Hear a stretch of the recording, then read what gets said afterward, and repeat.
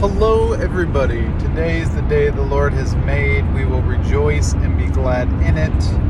And today's dog thought video is about leadership, not coddling with fearful dogs.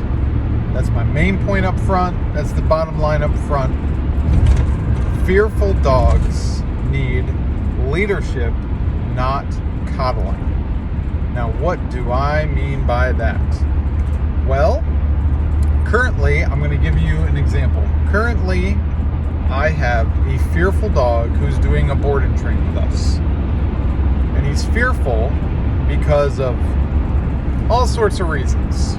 We never totally know when we get the dog, but he's fearful of new things and new sights and new sounds and all those things.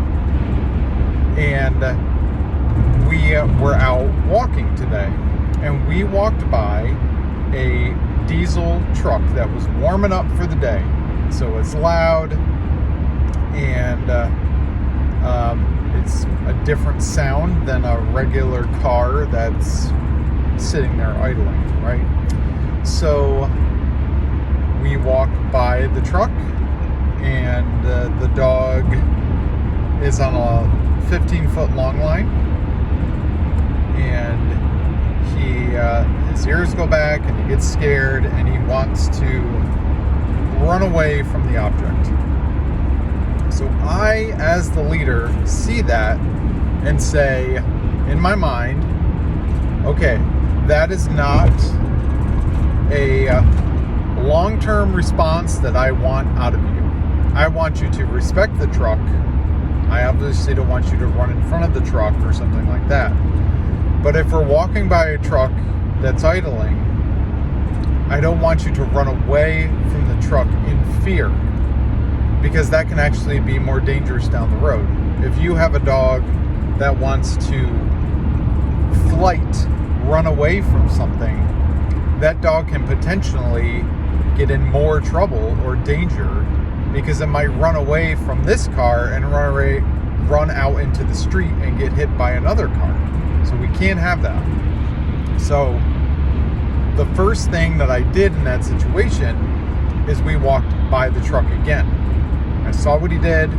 I kept my leash nice and loose. I had 15 feet, so it's basically just kind of dragging on the ground, and I'm holding the end with enough slack that he can't run out the road. But there's no tension from me. I'm not communicating anything to him correction-wise in this moment. And we walk by the truck again, and he kind of looks at the truck and kind of skirts past it. So a little bit better. But what I'm looking for is, you can respect the truck, like I said, but I want you to walk by the truck in a more calm, not fearful demeanor. You don't have to love the truck, but you need to walk by the truck like it's no big deal, because this guy that I'm with is handling the situation and I don't have to.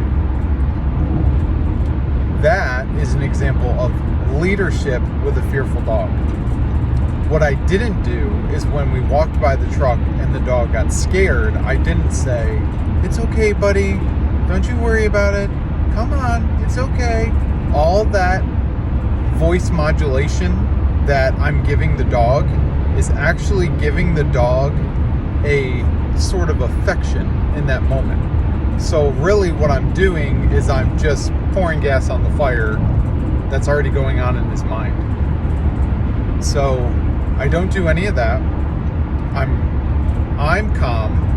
I'm walking him through, because I know it's just a truck that's idling, warming up for the day. There's nothing to be scared about here. I kind of compare it to those of you who have little kids, and they might be scared about a monster under their bed. We know there's no monster under the bed. So I can sympathize with my child, and I can say, "I'm sorry that you're scared," but eventually what I have to tell my child is, there's no monster under the bed, and you have to go to bed. And nothing bad is going to happen to you because of a monster under the bed, because it's not real, right? In the same way, when we deal with faithful fearful dogs, we have to maintain that same kind of attitude. I don't want you to be scared. I don't like you in that state of mind, but the only way for you to get through that state of mind is to follow me and work through this situation that you're in. So that is the difference between leadership of a dog and coddling a fearful dog.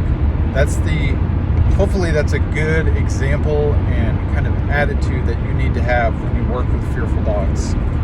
And what it actually builds is confidence in the dog, because the dog learns that you're running the show, that nothing bad happens, and so they begin to look to you for what to do in those situations instead of trying to figure it out on their own, in a negative sense. So that's your dog thought for today. Lead your fearful dog. Do not coddle your fearful dog, and your dog will be happier for it. All right, there you go. Happy training. See you next time.